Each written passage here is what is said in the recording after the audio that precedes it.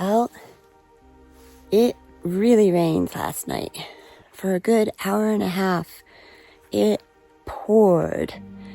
So things are a bit wet this morning and a bit dirty. But I made it through, and it's another day. And right now we have pretty blue skies, and we're going for that pass. So, yeah.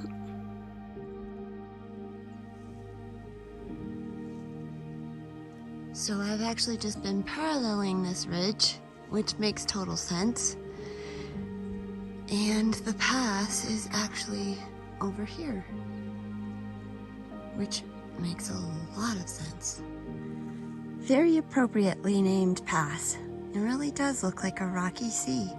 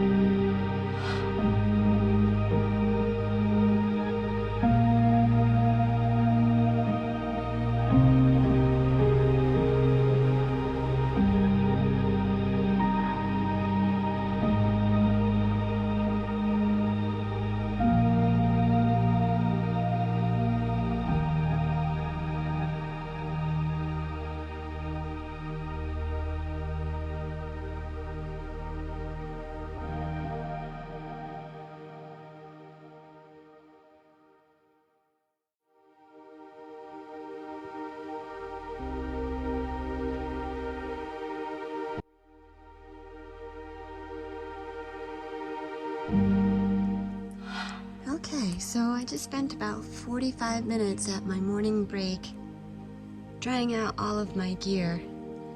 It really rained hard last night for a long time, probably more than an hour and a half total. So finally got that all dried out. I did it earlier rather than later because, as you can see, I'm starting to go into a burn area. This is from last year, and they actually closed the trail because of the fire last year. So the Highline trail actually goes this way, but I received some beta that if I went a few extra miles and took the trail down to Lightning Lake, that it's a little bit easier. It's actually pretty bad down here in Rock Creek. In fact, staying on the Highline Trail, even when there isn't a fire, you are doing some unnecessary elevation drop and gain again. So going on the trail to Lightning Lake is a little more, less elevation change. So that's what I'm gonna do here. And hopefully it's not quite as bad. A couple guys back in the way there told me they came this way yesterday and it was pretty brutal. So we'll see.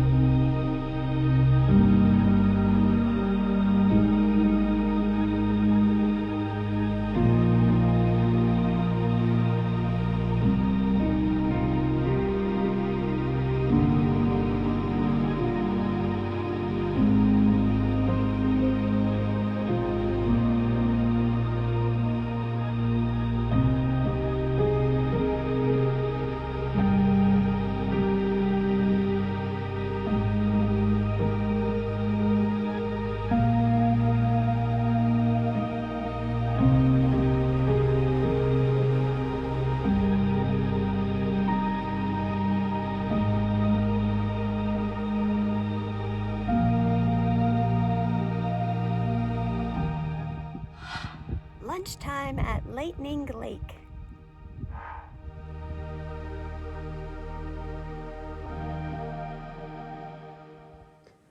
Looking back on Rocky Sea Pass from the other side of Rock Creek. The pass is that low spot right there in the middle.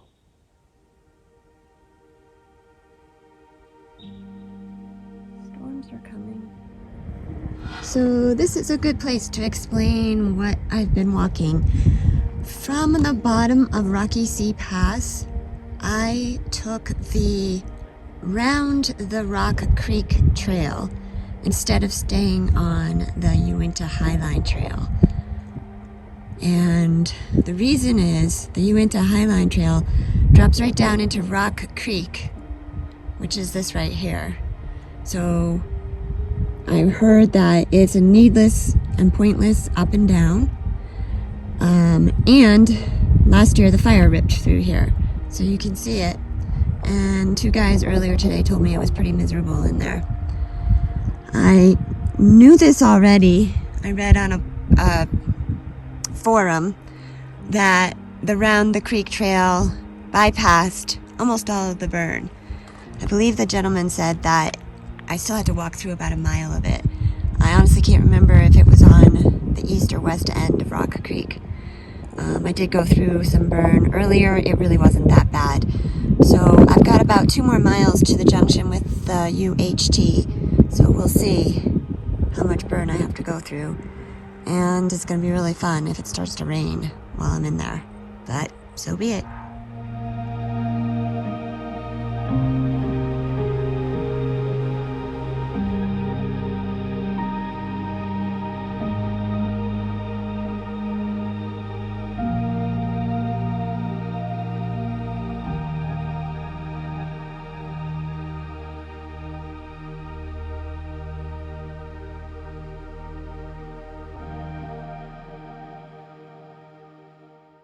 Okay, I've finished the alternate around the Rock Creek burn area, and I can say with 100% encouragement, take the head of Rock Creek Trail. It was beautiful, first-class scenery, lots of high alpine meadows chock full of wildflowers. It was open, great views. The trail was easy to follow. It does go through scattered burn areas, but I never lost the trail, never needed to use navigation. And the only downside is it is a few miles longer. I don't know how many. You'll have to check that out yourself, but it was definitely better than going through the burn.